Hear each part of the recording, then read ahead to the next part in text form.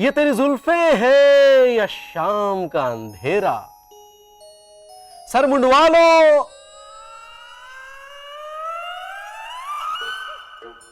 वो जाने दो सवेरा।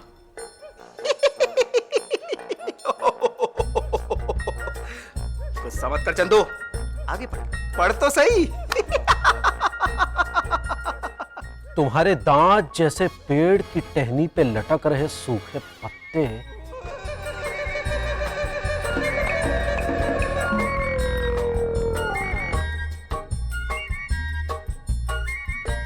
तुम्हारे दांत जैसे पेड़ की टहनी पे लटक रहे सूखे पत्ते धुरंधर भी शर्मा जाएं जो एक बार देखे तुम्हें हंसते।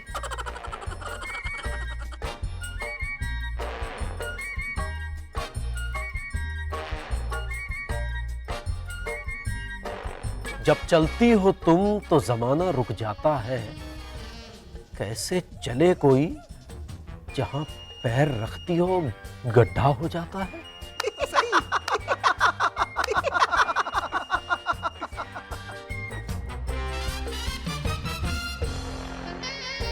धर्मेश, अपनी विशाख नंदन, मूर्खानंदन, मेरे साथ ऐसा मजाक ये छोड़ूंगा नहीं। अरे रुक जा, रुक श्वान, रुक। क्या हुआ राजू भाई, सो जाइए।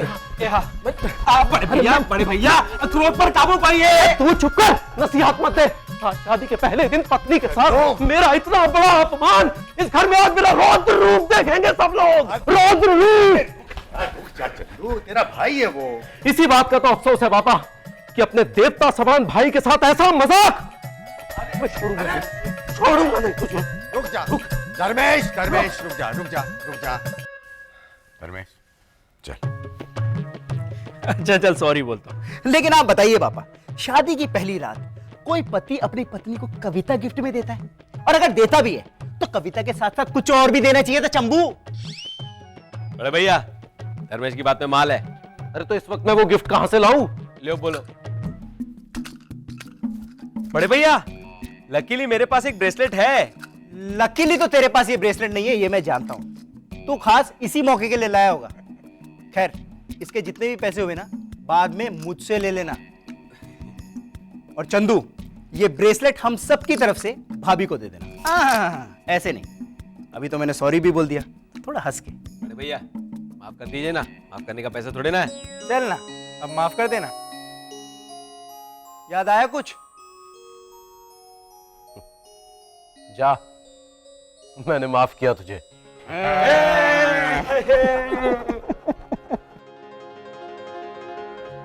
तब तो माफ कर दिया था तूने। तब तुम लोग छोटे थे, नादान होने की वजह से माफ कर दिया था मैंने।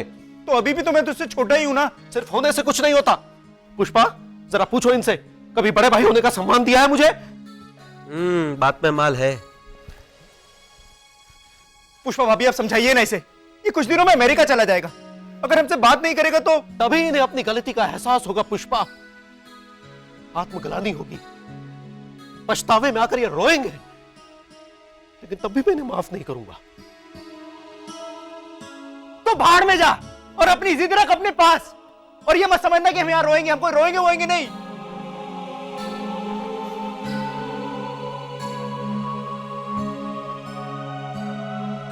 हम यहां जम के पार्टी करेंगे और इसे नहीं बुलाएंगे भाभी। आप आना।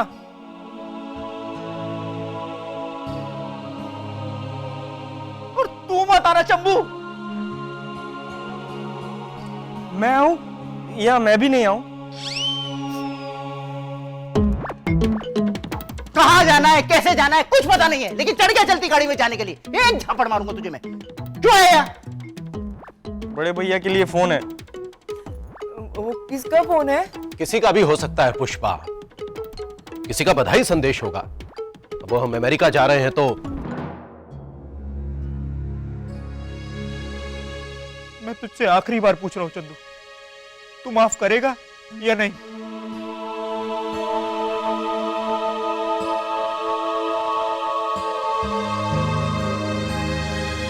चल चलेश, चल चल। Hello, this is professor Chandrakant Joshi here. जय सोमनाथ चंदू भाई। कैसी हैं आप?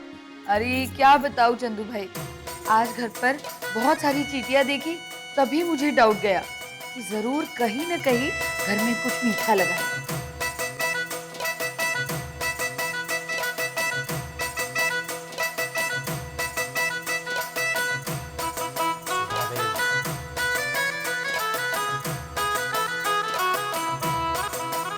एक कॉकरोच भाग गया, उसे पकड़ने के लिए मैं उसके पीछे दौड़ी, तभी मुझे डाउट गया कि ऐसा भी हो सकता है कि मैं स्टूल से उलझकर गिर जाऊं।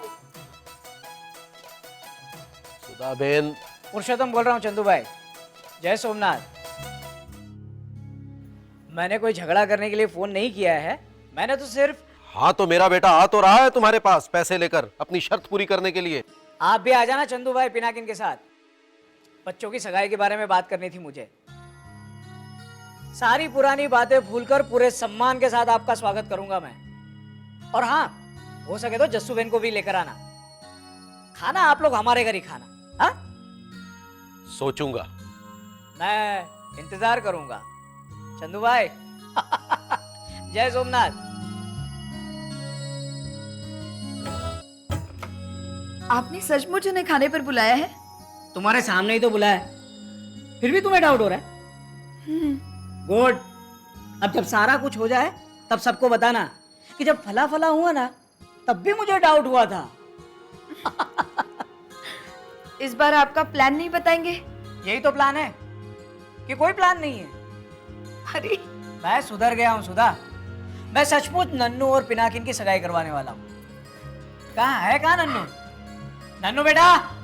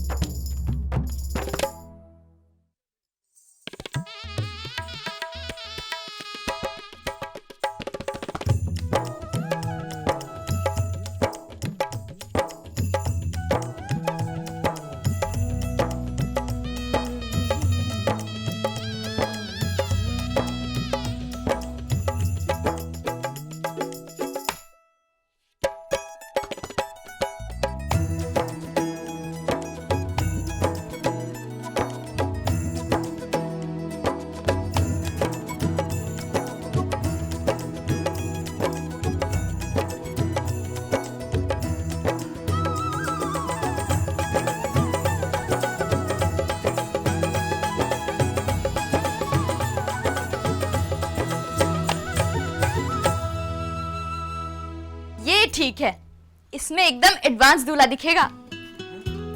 क्या हुआ? नंदिनी के सपने देख रहा होगा और क्या। एक मिनट, पिनाकिन, ये ग्रीन वाला जैकेट पहन के जाना बहुत स्मार्ट लगेगा। पर मेरे पास कोई अच्छी टी शर्ट नहीं है जिग्ना फई। अरे टी शर्ट कोई भी चलेगी, ऊपर ये जैकेट पहन लेना। मुझे किसी ने नहीं बताया कि मैं क्या पहनूं। तू भी जैकेट पहन लेना बस। अच्छा, आज मैं भी तेरे साथ चलूंगा उस पुरुषोत्तम के घर। जब उसने इतना मान सम्मान देकर हमें खाने पे बुलाया है तो उसके सम्मान को मान देना हमारा फर्ज बनता है। बिल्कुल सही। और यही हमारा बड़प्पन भी है। क्या पीनू, कैसा लग रहा है? एकदम सपने जैसा लग रहा है आरती फई। पहले इसी बात को लेकर घर में कितनी टेंशन रहती थी, आज देखिए ना सब कितने खुश हैं। मुझे तो ऐसा लग रहा है कि मेरे सारे सपने एक साथ ही पूरे होने जा रहे हैं। वैसे सपने क्या क्या देखे हैं ये तो बता। बोल बोल। हाँ मैं जाऊं क्या?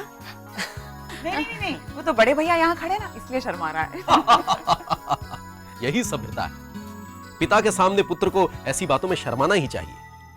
लेकिन आज मैं सुनना चाहूंगा एक दोस्त की तरह। कृपया मेरे दोस्त के साथ बैठने दीजिए।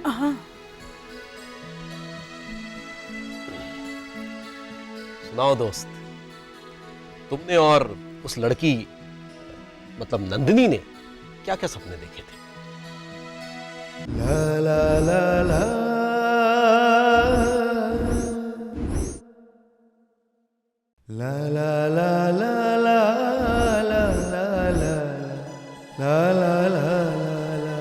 आप लोग लेकिन हंसना मत। हाँ कोई नहीं हंसेगा, तू बोल बेटा।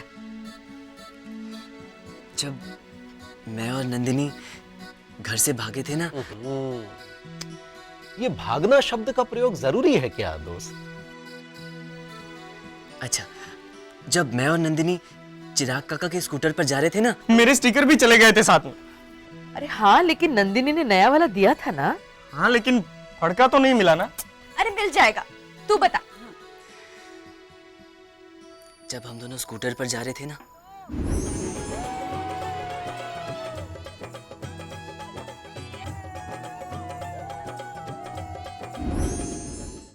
पिनाकिन, कितना मजा आ रहा है ना। हमने सच में सारे रस्में, सारे नियम तोड़ दिए। अरे नियम तो होते ही है तोड़ने के लिए, लेकिन एक नियम कोई नहीं तोड़ सकता। वो क्या? अब हम हर पल साथ में रहेंगे, हमें कोई जुदा नहीं कर सकता। पिनू, नन्नू, ये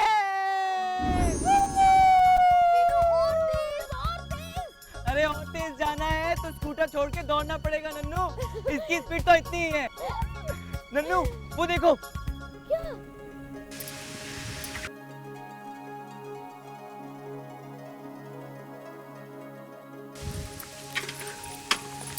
वाओ,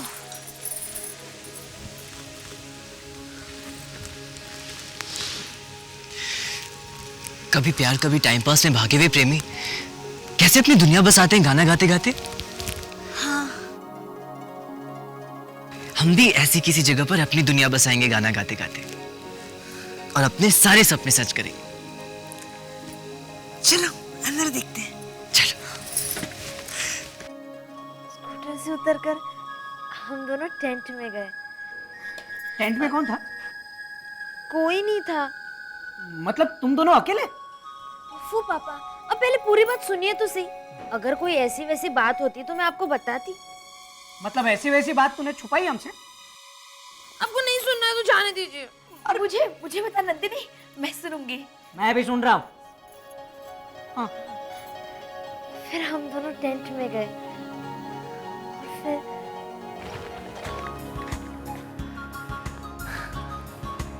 हम अपने सारे सपने सच करेंगे।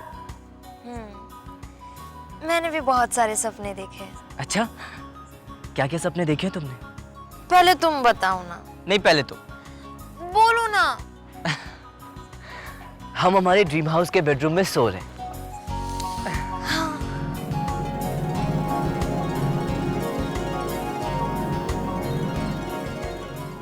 तुम सुबह 5:45 बजे उठोगी और फटाफट नहा लोगी, फिर मेरे लिए गर्म पानी और तौलिया रखोगी, फिर गर्मा गर्म नाश्ता बनाने में जुट जाओगी। अच्छा नन्नू, सोमवार को ना मैं नाश्ते में पोहे खाता हूँ, वो भी ऊपर से सेव और पिसा हुआ खोपरा डाले हुए पोहे। फिर तुम गर्मा गर्म चाय कप में डालना और फ्रूट्स काट के फ्रिज में रख देना, जो मैं नाश्ते के आधे घंटे बाद खाऊं। ये लेकिन चटनी फ्रेश बनाना, हाँ? तब तक 9:30 बज जाएंगे, तो 9:30 बजे तुम मुझे उठाना, तो मैं 5 मिनट करूंगा। 15-20 मिनट तक उठाती रहोगी, फिर मैं उठ जाऊंगा। एक मिनट पेनू, तुम 9:30 बजे भी 5 मिनट करोगे? हाँ। अरे क्या हुआ, बात क्या है? ये सपना मुझे तो अच्छा नहीं लगा, क्योंकि ये सपना मैंने देखा है। हाँ, तो तुमने देखा या मैंने देखा, बात तो एक ही है ना। नहीं, मेरे सपने में हम दोनों के रोल उल्टे होंगे। क्या मतलब है तुम्हारा? मतलब ये कि पहले तो तुम अपना पूरा सपना रिवाइंड करो। मेरे सपने में तुम 5:45 बजे उठोगे। नहीं, मुझे नाश्ता खाना बनाना कुछ आता ही नहीं है, हाँ? और मैं 5:45 बजे तो कभी नहीं उठ सकता। मतलब मैं 5:45 बजे उठूं और तुम 9:30 बजे? ऐसा सपना मुझे नहीं चाहिए। मुझे भी तुम्हारा सपना नहीं चाहिए।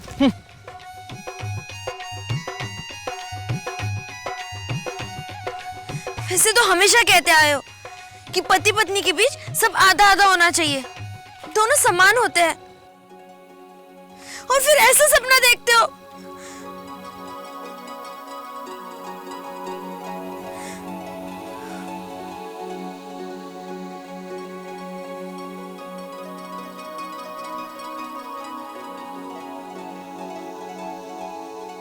अच्छा,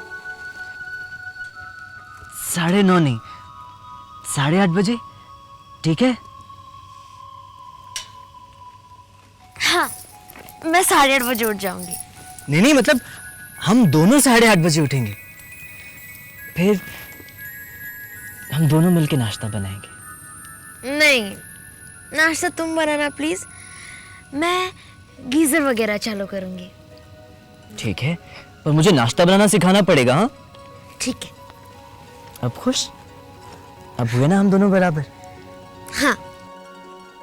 बस, हाँ? वो सब कल दावत पे आ रहे हैं। मैं पूरी कोशिश करूंगा कि तेरे सारे सपने सच हो। हाँ? अब जा, जाकर सो जा, ताकि कल एकदम फ्रेश दिखे तू, और मैं उन लोगों से कह सकूं कि देखो, मैं अपनी इकलौती और इतनी सुंदर बेटी दे रहा हूं आप लोगों को। हाँ? मेरा पीनू भी देखना एकदम राजकुमार बन के आएगा। हाँ, क्यों नहीं, प्रिंस। जाओ बेटा, जाओ। Good night.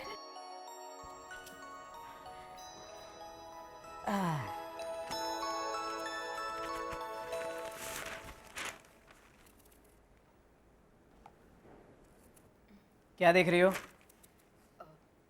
आपने उन्हें सचमुच दावत पर बुलाया है? बुलाया तो है। सगाई की बात मैं छेड़ूंगा। मतलब आप सचमुच उनकी सगाई करवा देंगे? मैं पागल हूं क्या?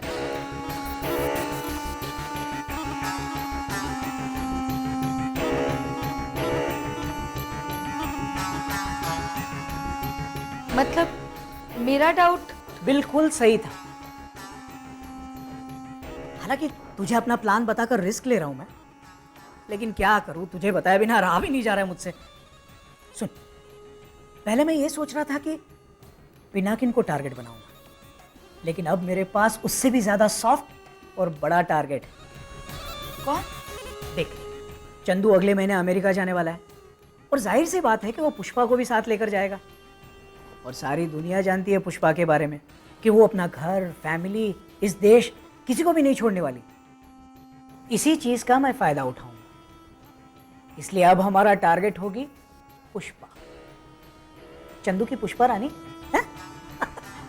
चलेगा।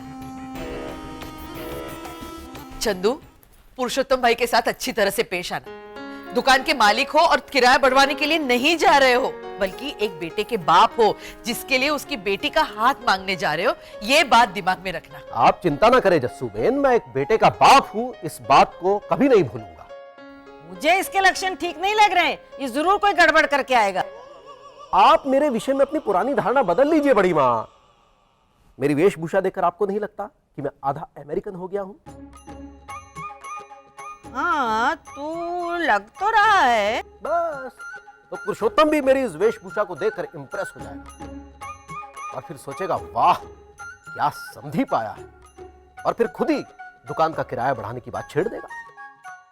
देख जसुबेन देख, कुत्ते की पूंछ को नाली में डाल के ये नहीं समझना चाहिए कि वो सीधी हो गई, और इसकी पूंछ तो नाली को भी टेढ़ा कर देगी। बड़ी मां, मैं सचमुच दुकान का किराया बढ़ाने की बात नहीं कहूंगा। हाँ, लेकिन चिराग ने सही कहा था, एक बेटी का बाप होने के नाते शादी का सारा खर्चा उसे वहन करना पड़ेगा। लाख रुपए का मशवरा दिया है मेरे चिराग ने, खर्चे की बात साफ साफ कर लेना। भाभी, इनकी शादी तभी होगी जब नंदिनी बालिग होगी, और उसके लिए अभी 1 साल बाकी है। इसका मतलब हम लोग अमेरिका से 1 साल बाद लौटेंगे। अरे अमेरिका से यहाँ आने के लिए रिक्शा नहीं मिलता, फ्लाइट में आना पड़ता है। और अभी तो 1 साल के बाद आओगी, एक बार पिनाकिन की शादी हो गई तो पता नहीं कितने साल के बाद आओगी। एक बार उसके बच्चे हो जाएंगे फिर तो आना नसीब होगा कि नहीं क्या मालूम। ऐसा कुछ नहीं होगा पुष्पा, अब जाओ तुम लोग, पुरुषोत्तम भाई इंतजार में होंगे। जाओ।